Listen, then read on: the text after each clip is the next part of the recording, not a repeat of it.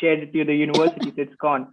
And then it was like the grading was simpler to understand and it was relatively quick. I think it was immediate. I'm not sure, but like, yeah, like he said, 7 days we had all the grades and everything. So it was nice. That's great, Yeah. actually. I feel, getting a fast result definitely beats up the anxiety about how you've performed. And knowing what kind of grading pattern is being followed is also very important. So, Akash, this question specifically for you. Are you one of those people who during the exam starts calculating what's going to be the result like? Because I you're tend so to do hell-bent that. on knowing that, okay, 120 marks, I know where they're coming from. So it's perfect. Yeah, I tend to do that. Like even with GRE and everything else, it was like I really want to know how I'm being graded, what is the pattern. It's very important for me to understand what I'm giving. And with TOEFL, like I said, because there was no scaling, no 9, 10 scale, whatever, it was like one question, 1 mark or whatever, however it was back then. Because it was so simple to understand, it was like really easy for me to give the exam and then just be like, yeah, okay, if I click this, if I do it right, I get the point.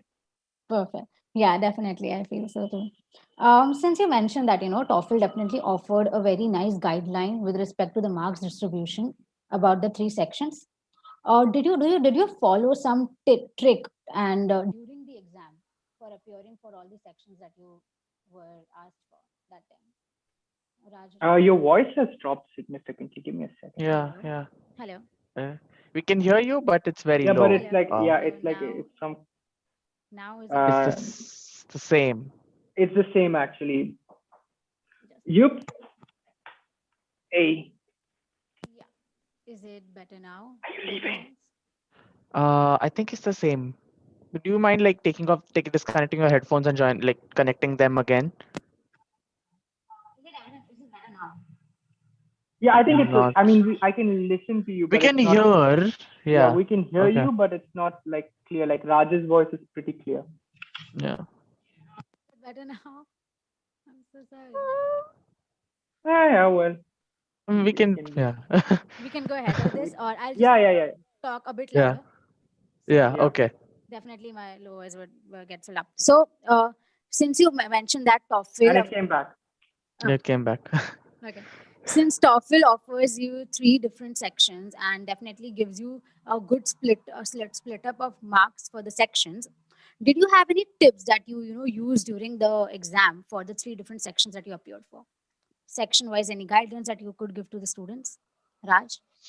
Um, yeah, actually, I'll start with the speaking section because I think the speaking section is probably the one for which you have this pressure building because I think there's a timer and then you have to speak and you can speak only once and you have to record it.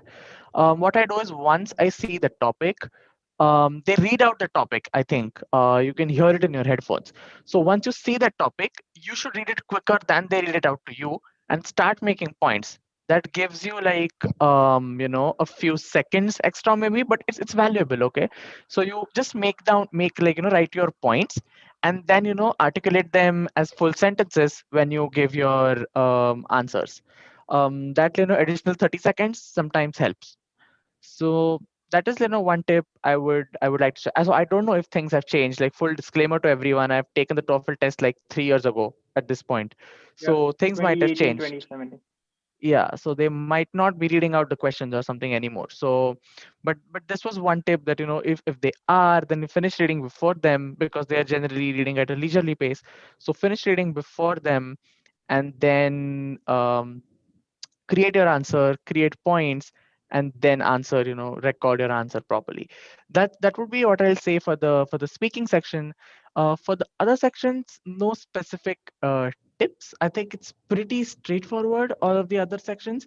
Maybe with the listening ones, you might want to take notes. I think you can't hear them again as you look at the questions. Mhm. But for the other two, I'll say they're pretty straightforward. I don't think you need any special tips or tricks because TOEFL is not like the GRE.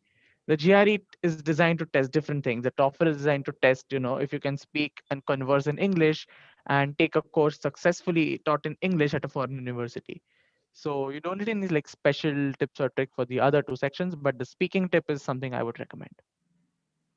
I'm sure that could be really helpful for people. And someone has even written down in the comments that they are still reading the questions.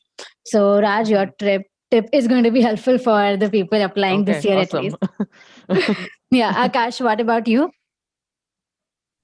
Uh, for me, I think like the speaking section for me was pretty okay because I'm pretty used to talking a lot. So yeah, the speaking section was good. With me, the writing section was the one where I was a bit concerned about. So I the 3 points which I lost was in writing, like the 117 which I have, it was the 3 points in writing, I think, which I lost. Uh, so yeah, I did writing was a little bit of a mess for me all the time. It has been very difficult for me to write. So uh, what I did was I started with the writing section first. I clearly remember that part because that was the one which stressed me the most. And yeah, so it's nice. I would say that before you start writing, whatever topic is present, you just like list it out. Just make like a short point by point thing in terms of what you want to write.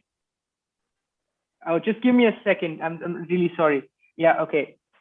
Yeah, so it's really important that you write them down properly, like just the bullet points, and then once you have the bullet points ready, then you can just like start writing, like filling in the paragraphs. Because if you think you can just go all out, then you will waste much more time. So like 2 minutes to think and then 10 minutes to write actually saves you more time than just going all out and writing.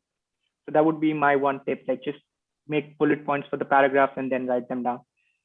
Okay, I'm sure this is like I feel this is a tip that we hear from a lot of teachers or trainers, but we do not generally use them. But definitely when it's coming from a student who has recently done it and scored 117, people are going to be like, okay, this is an actually Yeah, valuable tip. and the funny thing is I did not have any like my GRE, TOEFL, even the college applications, everything. I just did it on my own. It was like, yeah, so I did not even have, yeah, I did not have any teacher or anyone for it. I actually, if you guys are aware, like for my writing, it really was bad.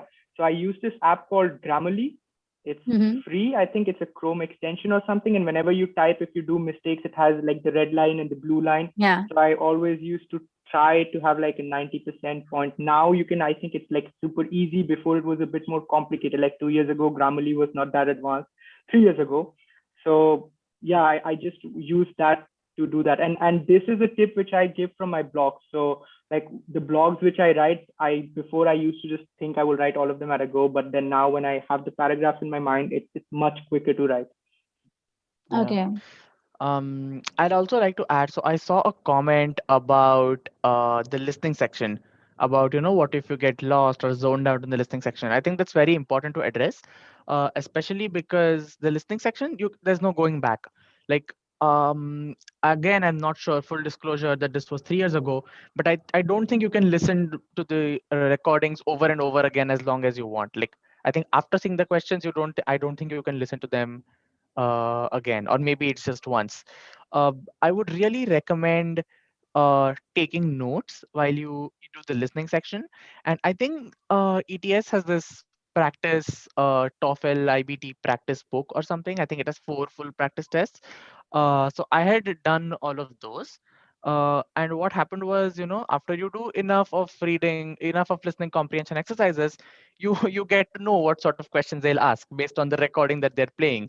So you'll know what facts to note down. If they're talking maybe about a specific date, or they give an exclamation or interjection at the end, they might ask about the tone. These are just like cherry picked examples, but after you do enough, you do recognize the important points. So I did a lot of these listening comprehension exercises, and that's how I just took notes. But most of the times it's very simple. They're going to ask you very like easy factual questions. It's not going to be like the GRE again, where you have to think hard about what they said and interpret it and all of that stuff. But still take notes if you want to avoid being zoned out, because there's not going back a lot of times on that section. Okay. Thank you so much, Raj. One more Mhm. question that I see, and I feel it's really important is if you guys recall any resources that were helpful for you guys during that time, because Akash mentioned that he did not use any mentor or any trainer for the same. So did you have any specific set of resources that were really helpful and reliable to you? For Yeah. me, I mean, yeah, like this one. So I think there is a free app which has the flashcard thingy, I think, where you have like where you can see words or something like that, which is nice just to increase your vocabulary. And then apart from that, if I'm being, yes, magoosh thingy, but I think it's also like GRE relevant as well. I don't know, not really sure. But then apart from that, for the listening part, it was a lot of TV series, like a lot of TV series. I made sure I'm watching the best TV series there is. So, for example, you can watch The Crown. It's pretty nice. It's interesting. I mean, yeah, you can follow things, but like I said, I did not do the coaching part. So I just or I think now there are like podcasts and stuff. But you could watch The Crown, which is very nice. Then I think there is another British TV series which is also pretty good. I used to watch Band of Brothers. So you watch like the heavy English heavy TV series. They're pretty fun. They keep you entertained, and you just have fun. You don't even know that you're preparing for it, but you end up preparing for your TOEFL listening part especially. And then also your accent tends to improve eventually if you keep listening to it a lot. So yeah, it's just fun. So that's how I did the listening and speaking part, I guess. Yeah. That's great. Yeah, well, Raj? great Big tip on Bang, not the so much.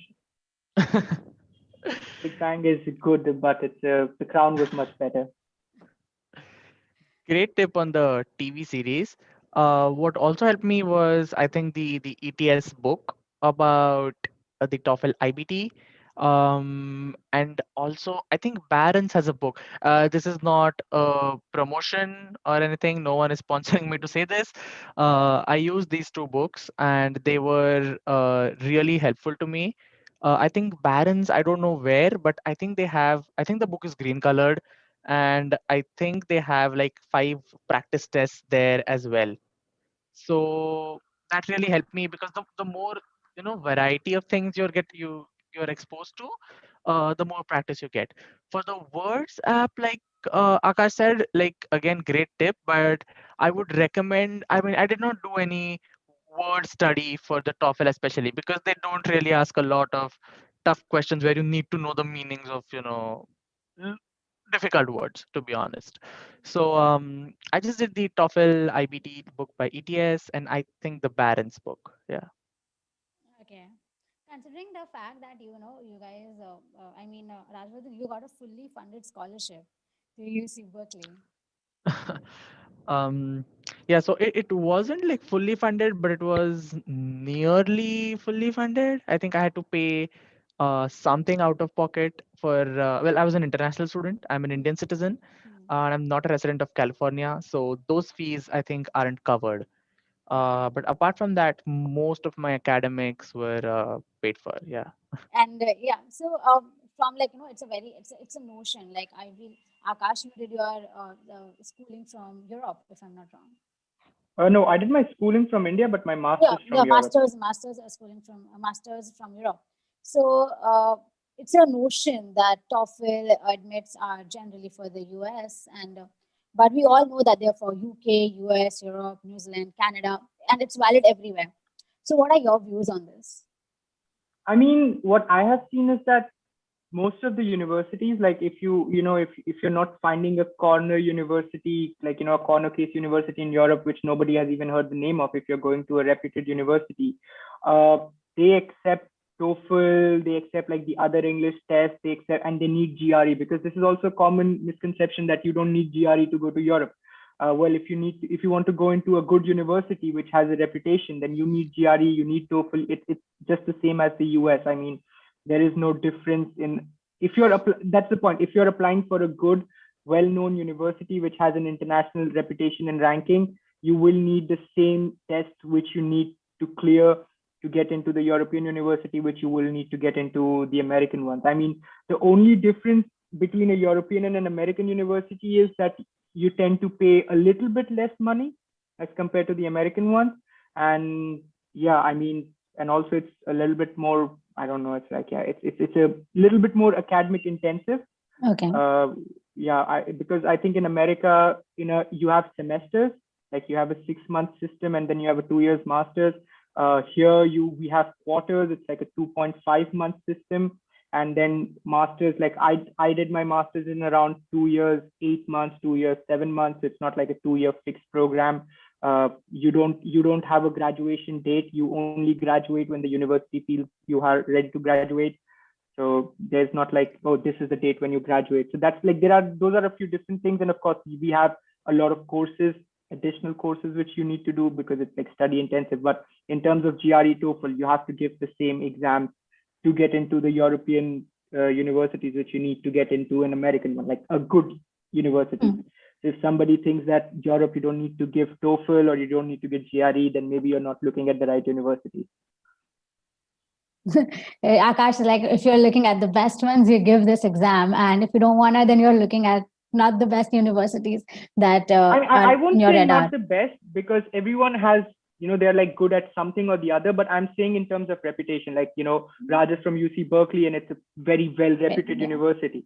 So similarly, if you're like ETH Zurich, I think there is one in Sweden, I'm forgetting, TU Delft, these universities, it has the same reputation. And then if you want them, they have the same exam standards.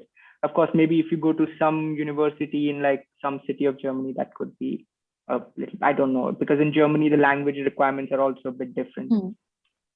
So Raj, what about you? What are your views on the statement when people normalize that TOEFL is only for US, and we all know but that TOEFL is valid and actually used in universities all over the world? Yeah. It is a common misconception because I have heard a lot of people tell me this about, that why are you opting for the TOEFL and not some other test, because you could go to Europe and UK as well. And then I looked it up online, and then many colleges do accept TOEFL as well. So I don't know where that misconception arose from, but I don't think we need any more like proof about it, because like clearly Akash is saying that he has taken the TOEFL and he's in a European university. So again, like I do not know much about it because I eventually did not I eventually came to the US. I did not go to like Europe or UK, but it's surely like accepted there. I don't know where that misconception stems from. And I think if anyone in ETS is here on the call, maybe they should actively try to also get TOEFL used for immigration purposes like Canada, because I think that's one thing that where they accept only a certain set of tests and TOEFL is not one of them. So if anyone is there, maybe they should, maybe they actually are doing it. The reason I say this is because when I took the TOEFL, I realized that it actually is a test of English as a foreign language, because the things that are asked in the test, the things you're asked to read, or the things that you're asked to say, the listen, are ones you might commonly hear in a foreign country. So it actually satisfies the criteria of proving that you have like proficiency over English. So yeah, that's my views on it. Like, I feel the misconception that it is only used for or majorly used for American universities comes from majorly the fact that the TOEFL exam originated from the US. So maybe that's what gives up this misconception. But as of now, it's not a only American based or US based exam. It's definitely something that's accepted all over the world. So if you are giving TOEFL, you are eligible to a lot of colleges, apply for a lot of colleges. So talking about giving the TOEFL exam, how was your experience? Because a lot of students feel that the day they'll be giving the exam, it's gonna be difficult. They do not know how to prepare, because definitely hands-on, okay, where will I be sitting? What is going to be the experience like? How is the setup? How are the different requirements? So could you brief us about that? So it's surely okay to be like a little bit tensed on your exam day, but I think the process is pretty smooth. It will depend from center to center. My center was in Pune in Maharashtra in India. It's going to the experience is going to be different for everyone. But at most of the centers, I believe that the staff is well trained. They know the procedures. They take you in. They ask for your ID. I think they verify your passport, your details. They take a picture, and they allocate you to your place. And I believe that you're allowed to start as soon as you can sit at a machine, and they will like I think have scanned something for you any so that you all get to like maybe your name is already up on the screen. I think that's how it works perhaps. So you don't have to do much. You just have to take your ID with you. I think in India passport is the only valid form It's of a ID. passport. Yeah. So it's pretty smooth. You're allowed to go there. Like you're allowed to take, like I think you can take your passport. Passport is the only allowed form of ID. So they'll direct you. They're well trained. So I think the experience is pretty smooth. Like you don't need to worry about these extraneous factors. And then one experience I'd like to share, talking about how well trained they are, is that a friend of mine, she had actually the electricity go off during the exam in between, and that can create like a lot of stress on students while taking the exam, and I understand why. But when the electricity came back, she was able to pick up the test at the exact same time, like where she left off. Maybe like 2 or 3 additional minutes were added, and then she was able to pick up from like the questions, and that did not affect her score because the score she received was the one she expected. So I think the system is really robust. Do not worry about these extraneous factors. They're pretty much they're pretty well trained to take care of you in This this regard. definitely, I feel, gives a lot of confidence to people, because I feel everyone has this fear in the back of my mind, back of their mind, that what if I get disconnected? Will I have to like give a re-exam? Will I be picked up from there? But the fact that it is a very robust system, and the fact that they've been doing this since years, they are trained, they know what issues you can face, and they definitely have a plan to deal with every issue that you face. Yeah, So, and most importantly, if you ever face an issue, hello. yeah, we can hear you better now just when you Yeah, said Okay. hello. yeah. Otherwise, Yeah. yeah. Okay. So if at all you do face an issue, you should make sure you do ask for help and inform the authorities that are present around you. Yeah. And I Yeah. also think that they want to like set us up for success. So later on, even if there's an issue, I've heard, so not my personal experience, but I've heard that they oftentimes, there's a home edition and everything now, so there can be issues. So oftentimes they work with you to resolve any issues you have, and I think they're pretty decent about it. Again, no experience because I didn't take like the test in decent time, but from what I've heard, if you have any issues, if some external factors do occur, uh, surely they'll work with you to resolve it, and you don't have to necessarily pay the exam fee again or something like that. Yeah.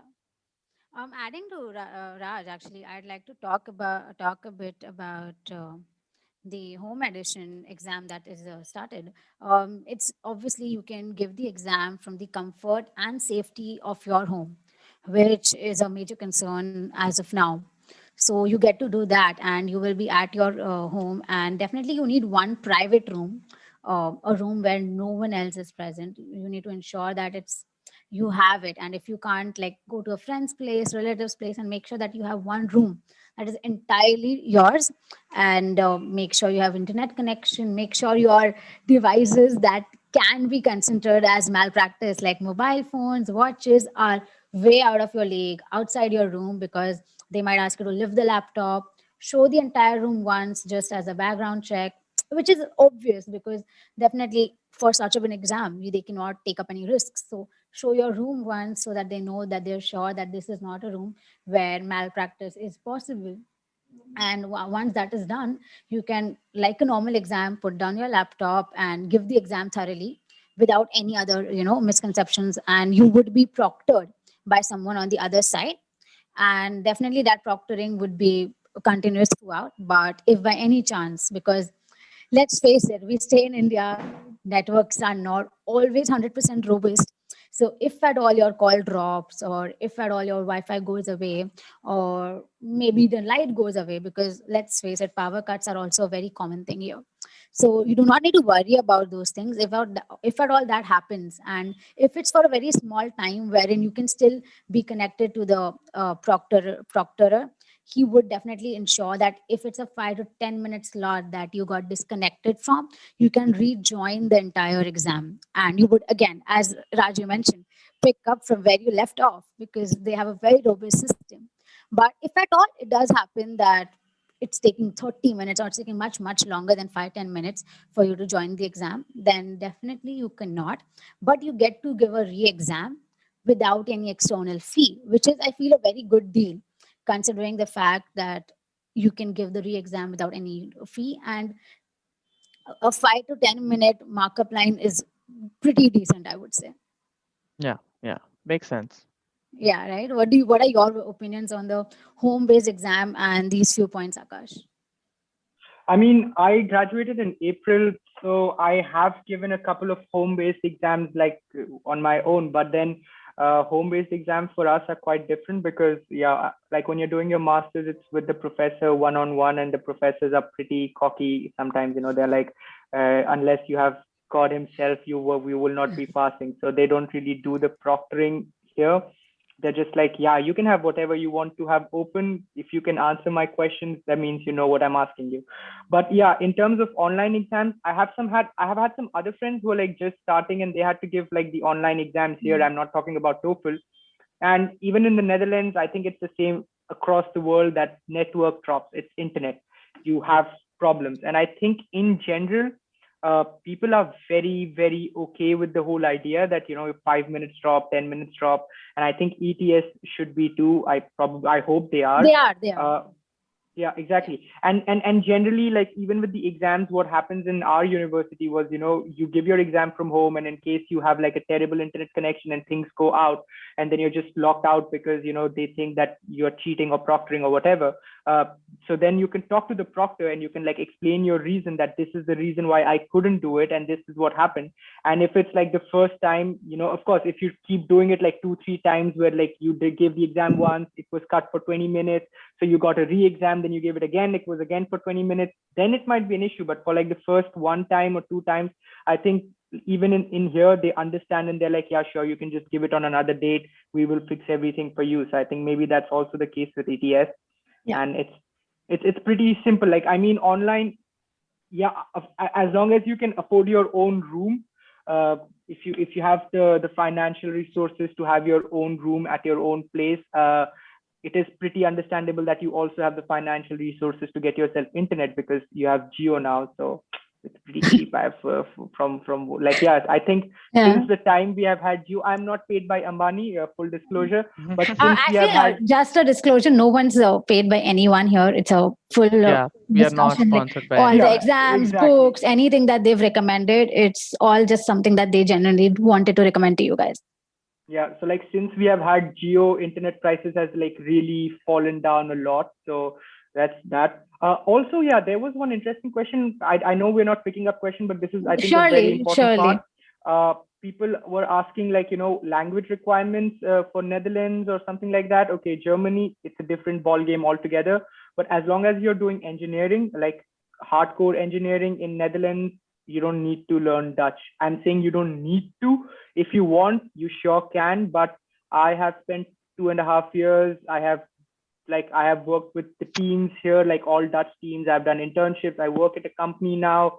I have been around with like Dutch people since the day I arrived, and they speak English very fluently. And that's one of the reasons I haven't learned Dutch so far. So I can just understand a little bit of Dutch. It is highly recommended that you learn the language, because then you can get the jokes much easily. But if you are talking about getting a job and, like doing your university courses and everything, as long as it's engineering, you just need English. You just need very good command of your English, because Netherlands, it's EU, it's Europe. So like my professors are from Italy, they're from Spain, they're from like Germany. It's a mixed bag. So English is what connects all of them together. And like I said, better the university, more European people you have, and then even in Europe, the common language is English. So of course, learning your Dutch is pretty good, but not essential. Not essential, yeah.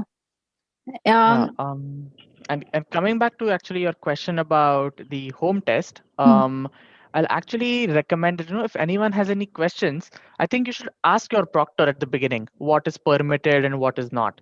A lot of the things like are very counterintuitive. Like you would expect that a water bottle is permitted because it's permitted in in-person test, for example. I'm not sure, but in a video test, I know that you're not allowed to keep a water bottle. So I've taken some proctored online exams here, like a certification exam, and I don't think you're allowed to have even like a water bottle with you. So if you have any questions about something that you want to keep, or something you might want to get up for a minute, you might want to use the washroom, please ask your proctor well before the test. I think when you're showing them around, maybe you can ask them, can I keep the water bottle? If they say yes, then keep it. If they say no, which they most likely will, then don't keep it. And this goes for all the other things. It's Yeah. better to ask than have that in the background, because there are rules that they have to follow. There are strict standards that have to apply uniformly to everyone. So even though you might not be cheating with a water bottle, if a water bottle is not allowed, then you shouldn't have a water bottle, because that leads to your score being Yeah. disqualified. Yeah, Yeah. I agree with you. I mean, like that is what we used to do here as well. Like even though we have a online one-on-one session with the professor, so basically the guy who taught us, uh, at the beginning, like university has guidelines which says that you should show your room around and you should have your ID card ready, just so that it is you who is giving the exam and all that stuff. So the first thing which you always do is you ask the professor, sir, do you want to see my room or do you want to see my ID card? And then yeah, generally here it's like, I know you, so I just taught you, so just give the exam. But yeah, of course, if you're giving TOEFL, then there's a decent chance that you don't know the process. So it's always Yeah. it's also best practice to just know what they want and show them around, so that you're like. And also, I think there is a risk, because I have heard from some people who give exams. This is again not TOEFL exam. This is like the university exams which happen in the room. Like sometimes some of the roommate walks in, or somebody just barges into your room, like it could happen. Yeah. So yeah, for that, I mean, again, it depends from like proctors to proctors and exams to exams. I mean, sometimes the professors are like really cool with it. They're like, yeah, I was just your friend, say hello to me as well. But maybe if you're doing like a written exam or an online exam, they will just get like, oh, you're getting answers or something. So highly advisable that you just like lock the door if you can. Then it would be like, yeah, Yeah. it would be your room. So like just put a don't disturb sign and lock it, just to be extra sure. Yeah, I feel this is something that's very important, that when you're giving the TOEFL exam, a lot is at stake. It's like definitely the university exams are important, but a TOEFL has slightly higher stakes. So definitely rock your room. Like even when I was sitting for this webinar, I ensured that I've logged my room so that people are not coming, my friends and my family, it's not coming in and being like, hey, Ria, what are you doing? So that's basic. I feel locking your room, because it clearly mentions that you must have a private room. It could be a very small room, it could be a big room, but just make sure that you have a room which no one is going to enter for the entire duration of the test. There are not going to be any devices or any equipment that could be signaling any sort of malpractice. So whatever, if you have any book, it could just be a random newspaper, just do not keep anything into your room. Just make sure it is foolproof of any scope of malpractice that the proctor could think you're doing. Yeah.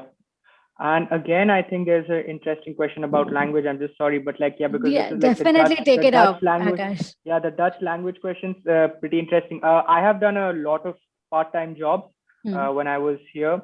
Of course, I never was delivering, like, this is not an offensive thing. It tends to come out as offensive somehow, but yeah, well, I have never delivered pizzas or worked at like some bakery, or like the typical part-time job which people tend to associate with Indian students. Never done any of that, so don't know about it that much. But if you mean by part-time job, working in the university, like making courses with your professor or doing some research work with your professor, you don't need Dutch again. Like, because I kind of funded like a large part of the masters just by, you can't do that. It's not recommended. It's not in the guidelines. The TU Delft guidelines says that you should not be counting it as your finances or whatever. But professors tend to be nice, and they will just give you something, and they would be like, yeah, if you want to have a party, then yeah, you can just do this work and you will have enough money for your parties. So it's not something which will give you enough money to fund it completely. But eventually, like if you start from the day you arrive, let's say after your first semester, you start working with a professor, then there is a decent chance that you will have quite a decent sum to actually fund like the sizable part. So for example, after 2 years, whatever extension I had, I was able to fund almost all of it just on my own with the extra money. Because in TU Delft, at least, it is quite common that your aerospace TU Delft, it is quite common that your masters will go beyond 2 years. So yeah, and you don't need Dutch. Like he's an Italian, like yeah, he's like, let's say Italian or let's say Spanish or a German, whatever. So yeah, you don't need Dutch language to do university or scientific work. But of course, if you want to deliver pizzas or I don't know, do something weird, I don't mean it in an offensive way. Like, just I don't know what you any want to do. local part-time opportunities. Exactly. Yeah. If you want to like do bartending or something like that, then it is highly advisable that you learn Dutch. Okay. But they don't pay as well, so it's not fun. Okay. Thank you so much, Akash. At the same time, I would just like to know the barbecue party that's happening. Is it happening from your funding, from being the research assistants? No. Now I work with this company called ASML. I don't think you guys have heard of this company. So it's well, actually, I did my master's in aerospace engineering. Yeah, it was like, so we made an aircraft and we did a lot of cool stuff. But then there was Corona, so we were all at home, and it is very sad, but unfortunately, the software people are really doing a lot of stuff in the world right now. Like even with Corona, apparently the software people are not hit, and the aviation industry is hit pretty hard with the software thing. So what ASML actually does is, if you know semiconductors, like chips, right? Yeah. So you need computer chips and you need chips for everything. So ASML is the company which makes all the machines, I think around 70%, if I'm not being, yeah, I think around 60 to 70% of the machines that make the chips. So we are like really back-end people. We're like, yeah, we're nowhere, like, yeah, we're not famous like Intel, Microsoft, or AMD, but like whatever graphic card you use, so AMD, Intel, whatever graphic card, whatever processor you use, the machine that printed that graphic card, that chip, is what we are making. Wow. So yeah, that's pretty interesting. We enable those things, and it's a crazy kind of, it's very back end. It's 100%, like, I think B2B, I think like equipments cost well over a couple of million to tens of millions of euros. It's very business to business. It's very, like, you're not famous. So we are not like a tech company, but we are very tech in the tech company part. So yeah, I work with them now. So we are making a new generation of the chip printing machines, so that, because we want to make more chips eventually. So yeah, and I mean, yeah, it sometimes I just, if people don't understand, I'm like, I work with a company that makes chips, and if they're like, what chips, I'm like, Pringles. So yeah, but it's a super back-end company. Communication engineer. So I completely understand the chips that you're talking about here. Yeah. Yeah, but it's a super back-end company. Like, unless you Google about it and like search what it is, you will not find what it does. But it is like one of the biggest enablers in the technology world right now. Okay, that's great, Akash. They say if you blow up the place like where we work, then the whole world is going down to shit. Wow.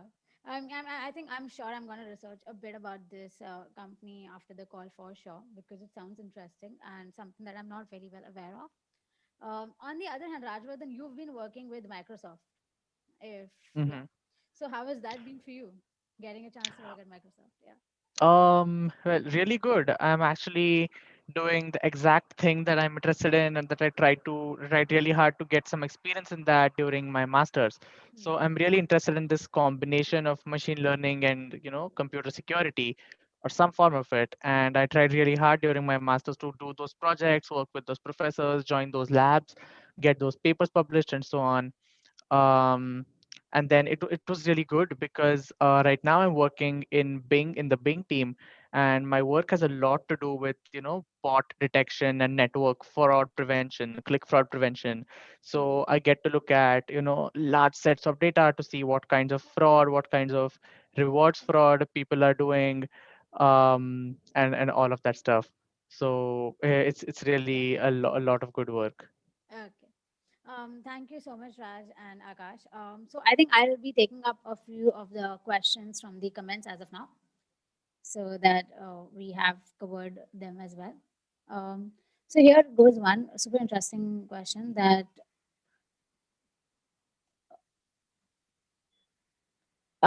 if students are finding reading very painful and difficult, because Mm-hmm. definitely reading big paragraphs, especially the ones that you're not interested in, is a very tricky and very difficult and gets boring in the middle.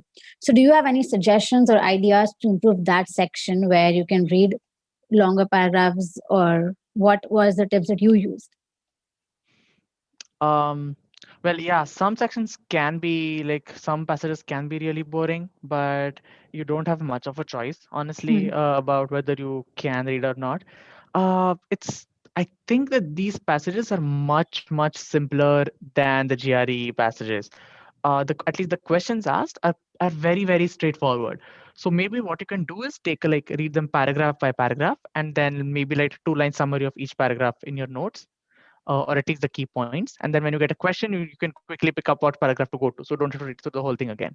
What I do is I read the passage once and then I start for the questions, even if there's some Huh. parts that I've zoned out or missed.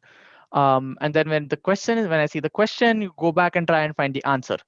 By the time you're at your fifth or sixth question, you know the passage inside and out if you've run your eyes over it so many times. So if you zone out a little bit in the first time, still start with the questions. If the point is worth knowing, you'll get to it eventually. So that would be what What your that tip? would be Yeah. what my recommendation. Yeah. Akash, do you want to add on to anything that Raj has just said? Yeah, I honestly don't find reading boring anyways because it's just fun to read. But one of the things which I did do, if there were things which are boring, I would just go Dora immediately. So what I do is I will not even read the paragraph, just start with the questions, and then it's like a quest to find the answers in the paragraph. So I call it going Dora. So you just read the question and then you read the paragraph and try to find the answer. And then, like Raj said, uh, after 2 3 questions you already know the whole Whole paragraph by paragraph. heart. So yeah, instead of reading it first, you just look at the questions, go Dora, and then find the answers. But in general, I don't think, yeah, it's not that complicated, and reading is super simple. So Yeah. I like, yeah, I Hmm. would not use the word boring for it. It's just like 5 minutes of reading. So if And that is I'll boring, then you have also bigger problems. I'll also add that this reading is much different from the reading in the GRE. So the same tip is not going to work for you in the GRE, where you need to understand every Exactly. bit of the passage in and out. And like Akash said, these are just small texts. When you actually get into a master's or a PhD program, you're going to have to do a lot of reading, 3 or 4 papers in 1 week for one course, perhaps, textbook chapters similarly. So I would recommend that you address the cause, not just the symptom Yeah. of that problem. Hmm. Yeah, So because you if try to improve reading in general, not just reading for the TOEFL. TOEFL. Yeah. That does because that when does make sense. yeah, when you come to your masters, it's like a lot of common misconception is that you come for your masters and then you get a job and then everything is a sweet sailing after TOEFL GRE. But the truth is that TOEFL and GRE and finding your university, applying LOR SAP, that's the easiest thing of doing a masters. That's like Yeah. the easiest thing you can think of doing. So yeah, if you think that reading is a bit boring, then you're going to be in for a surprise in your masters. Yeah. Okay, and A- there was a question about. Oh yeah, Raj. Go on. Go ahead. Add on. Um, yeah. I was also going to say that, if, even in my day-to-day job, I still read a lot of papers because we have to keep current with the field. And if you take a look at a scientific paper, it's like 8 pages, 10 pages. Sometimes it's even like 20, 30 pages, depending on what journal you pick up from, what conference you pick up from. So it's really important to get your reading skills in general. Yeah. Developed. Yeah, definitely. Yeah, even for your works, because I need it in my job as well. So Yeah. Thank you so much, Akash and Raj. And on the other hand, there were questions on how to improve your vocabulary. How do you advance with that? And did you have any resources that you guys used for specifically for vocabulary when it comes to the again, TOEFL exam? Yeah.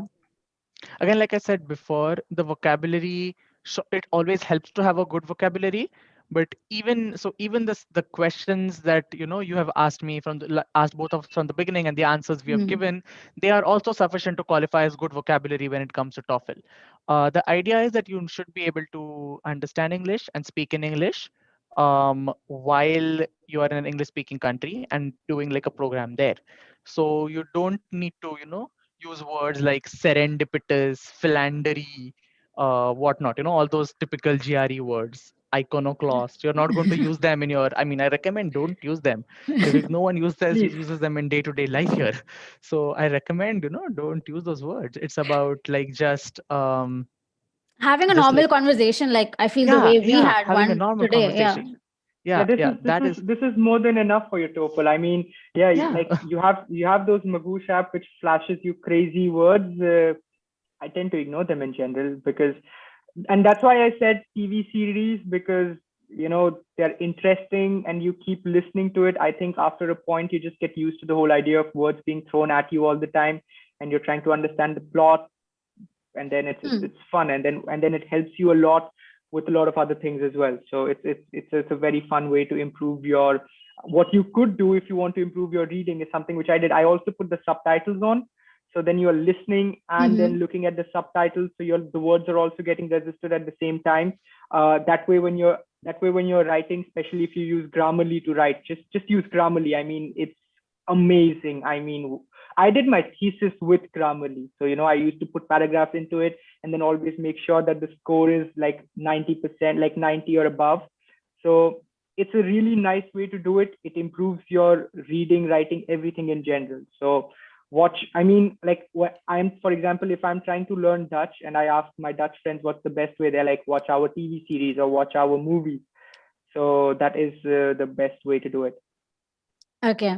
And Raj and Akash, roughly, how many months of preparation did you guys require for the TOEFL to get a score like 117 and 119, which are extremely amazing scores? So, if someone asks you, how many months did you uh guys take? I think months is too strong a word. Like we said, TOEFL is just basic English conversation, like in all forms, reading, listening, speaking, and writing.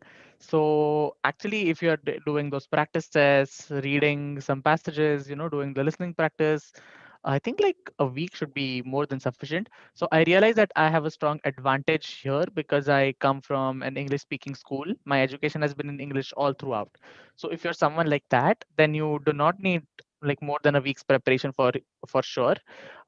If you have answered, if you have done your education in a language other than English, then I think you might take like 2 to 3 weeks to get familiar with the language and how it's used. But I don't think it should take you like months or anything like that. I would recommend that you focus your energy on the GRE or like other things important to your application instead of doing like practicing for months on and attend on TOEFL. I'm sure Akash will agree.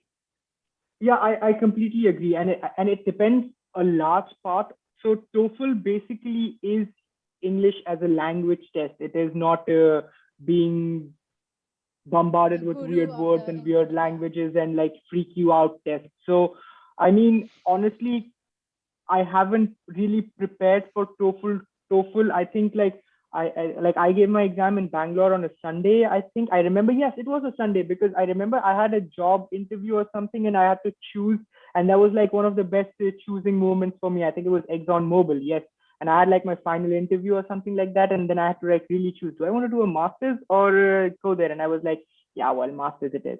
So I yeah, I did not practice as much. Maybe I gave a one or two mock. You get a free mock test with after registering for TOEFL, don't you? I'm not sure. Like, do you? Because I remember I giving. think I want to say yes. Yeah, Maybe things have because changed. But yeah. I remember giving one or two of those. That was the only preparation I did. So I gave like the first one, and then I was like, yeah, this is something that can be done, and you give the second one. So, like I said, it's more about your grammar thing. It's not, yeah, I'm not bragging or saying like, oh yeah, I'm English medium school guy, Hindi medium. You could study from English medium as well and still have troubles doing TOEFL exam. And you could be very good at English and still have troubles doing exam because you're nervous. And also, it's also about the approach. The more you think of it as just somebody trying to see if you can speak in English instead of trying to think of it as someone who's trying to murder you or kill you or like torture you to speak random English words, because a lot of it really depends on how you perform. So if you make sure that you think of it as an English test where you just have to show, and of course if you have been speaking English, because technically our universities are in English. We, like the bachelor's which we do is in English. Our schooling is also in English. So if you're doing your schooling right, if you're doing your bachelor's right, then you have come face to face with enough English to easily do the TOEFL test without like sweating on it for more than 1 week or 2 weeks. But of course, if you're not doing all of those right, then again, it's like Raj also said, the cause and the symptom. So if your TOEFL is getting messed up, it's a symptom. The cause is probably something else. So you got to focus on the cause, that is you are not reading properly throughout your courses. But yeah, of course, stress is one of the things. So think of it as an exam where they just want to know if you can understand stuff which will be given to you during your master's. Okay, there are two specific questions for Raj, which go ahead as Raj, did you do any ML related projects in your undergrad? And secondly, how did you get a scholarship? So I did a few ML related projects in my undergrad, one or two. They were also in computer science, like they were also in computer security and machine learning.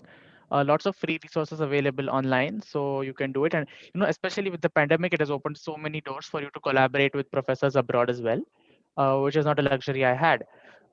So yeah, I definitely do as many projects in ML as you can, and I always tell that to everyone.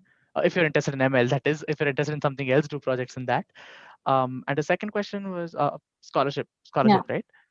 So in most US universities, how it works is that you don't have a blanket scholarship, but there's something that you have to do to get that scholarship, in the sense that you have to work as a TA or an RA, and basically you have to apply for these positions, have interviews with the professors, and if they make an offer to you, then most of your education is paid for.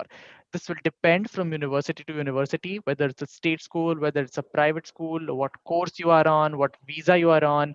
All of these things come into effect when about scholarships. But in general, a large part of my education was paid for because of my TA work and my research work. And then I had some external scholarships also, which were specific to cybersecurity. So because in a year in, I had done so much work in security at Berkeley itself that I could apply for all these scholarships and funding.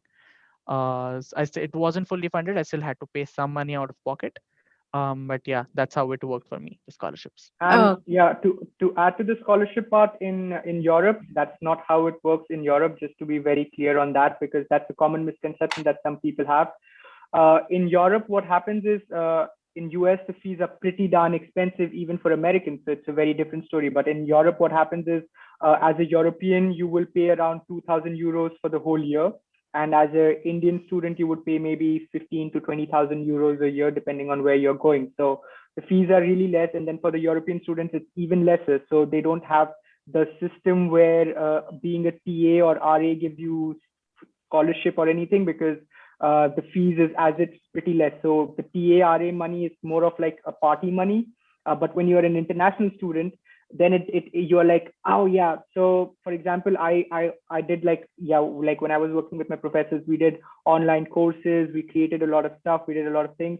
I got a lot of money, but then the money was never enough to fund the education, because there is no system like that in Europe. But it is still enough money to like pay for your rent and pay for your accommodation and have good parties. So because in Europe, a lot of focus actually goes on the party money. So like the government actually pays you like a living allowance, if you can, like in Europe, students take out a loan not to pay their university fees, but to pay their living allowance, and which is basically eating food, going out, having fun. And the government actually kind of pays for it.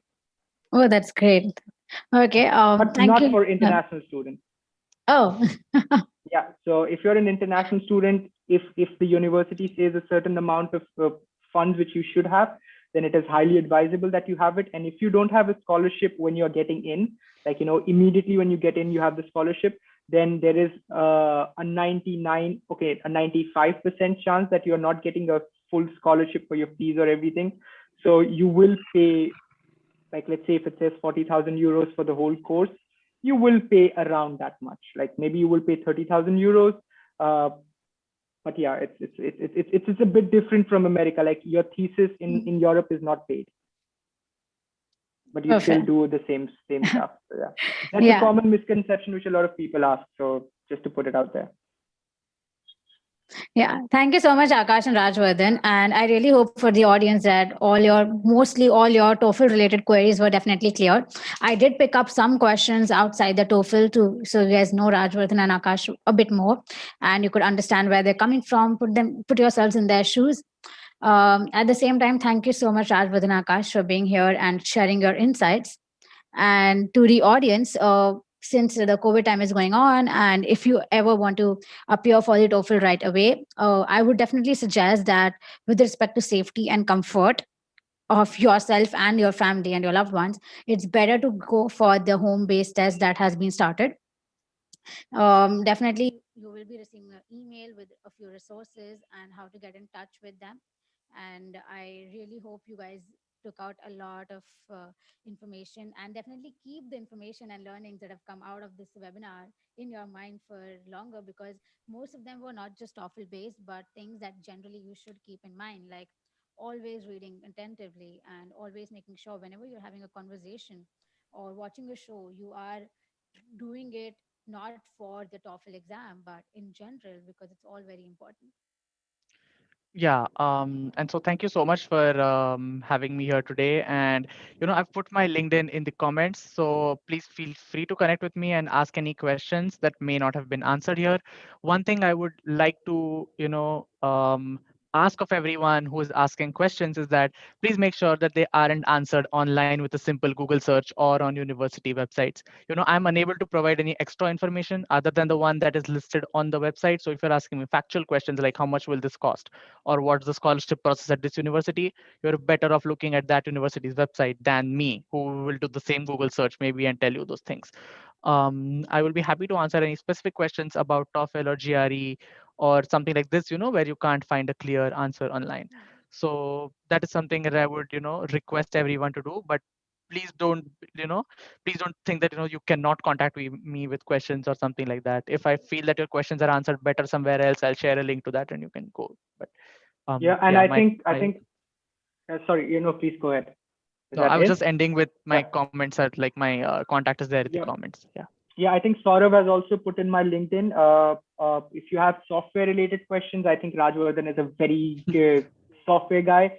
I don't know anything about programming, so please don't ask me questions about programming. But yeah, if you want to ask questions about studying in Europe or engineering related questions, feel free to ask. Not software, it's not engineering. I mean, software is engineering, but it's like not the engineering which I know. So yeah, if you have questions, feel free to ask.